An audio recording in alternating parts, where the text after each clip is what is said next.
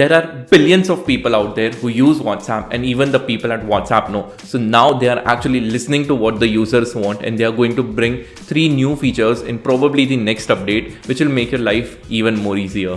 The first feature being that you can actually hide last online status. Yes, you can hide your last seen, that is already out there, but now even if you're online, it would be hidden from people.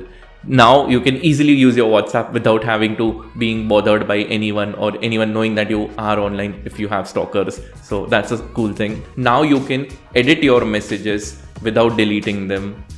Even after you've sent it, you can edit it, and that's the end of it. Third is, if you're part of some lame WhatsApp group and you want to leave it, but you are just worried that everyone will get to know, well, this is the feature for you. And here is a final bonus feature that you might like. If you like using emojis a lot, then just now you can do the same, react with emojis to WhatsApp status. Hit the subscribe button for more amazing tech facts.